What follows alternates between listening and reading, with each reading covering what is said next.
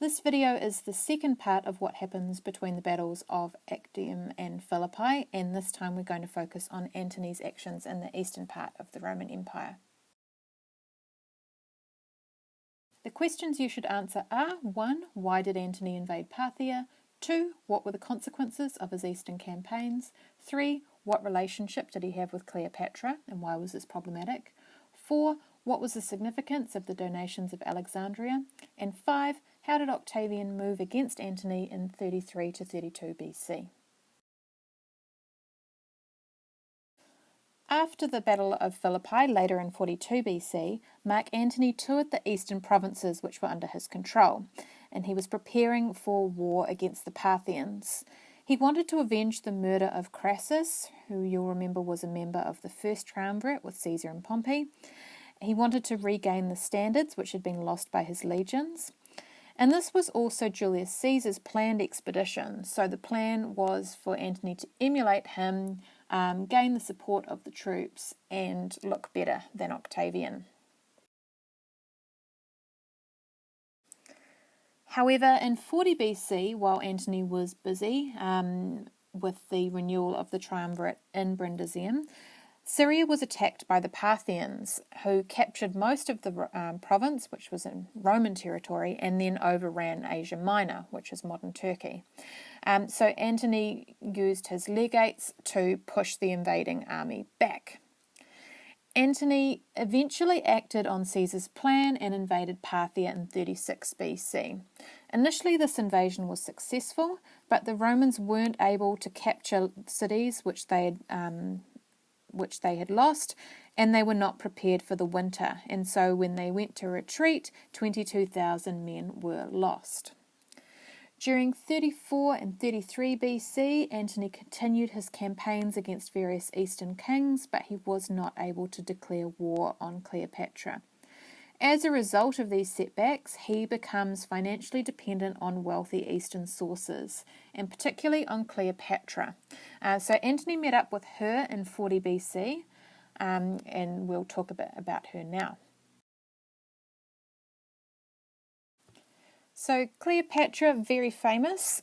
She was the Queen of Egypt. She'd previously been Caesar's lover, and they had a son together, Caesarion. Caesar never claimed him as his son, but Cleopatra said that Caesar was the father.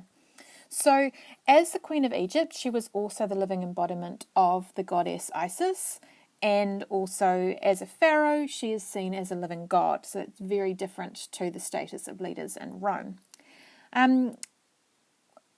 When she and Antony met, they were initially allies, but it's not thought that they actually fell in love until later. And so after a while, Antony sent his wife Octavia, you remember that's Octavian's sister, back to Rome and lived with Cleopatra as husband and wife. They had 3 children together, and Octavian makes a really good use of propaganda. He accuses Antony of being seduced by Eastern temptations, losing his Roman values and abandoning the city of Rome. The culmination of this is the donations of Alexandria, which is part of a triumph held by Antony in Alexandria instead of 34 BC. Triumphs were meant to take place in Rome. You were meant to celebrate your victories and give the spoils of those wars to the Roman people. So it's already bad that Antony's doing this in Alexandria. So the culmination of this triumph was a very elaborate ceremony. Antony was seated on a gold throne with his so-called wife. Remember, Romans can't marry foreigners. Their children are between them. And in this ceremony, Antony declared that Caesarion was the legitimate son of Caesar and the King of Kings. He would rule Egypt and Cyprus alongside his mother, who was the Queen of Kings, and the other children were given Roman provinces to rule in the east. This was really more a symbolic ceremony. It wasn't necessarily treason, but it could be seen as treason in Roman eyes. As a result of this, we see an increasing divide between Octavian and Antony, and Octavian has the advantage of being in Rome. So he was able to speak against Cleopatra in the Senate in 33 BC. After this, 300 senators fled to Antony in the east, so they would rather support him than Octavian. In 32 BC, Antony officially divorced Octavia. And following this, Octavian read his will to the Senate. He had stolen this from the Vestal Virgins, so no one was actually allowed to look at the will until after someone had died. This is an illegal action, but it's kind of glossed over. Whether it was actually Antony's will or something made up doesn't matter. It's how Octavian used it, which is the most important thing. So Antony claimed that he wanted to be buried alongside Cleopatra in Alexandria, and it also reaffirmed the legitimacy of Caesarion, who was a threat to Octavian, Caesar's adopted son.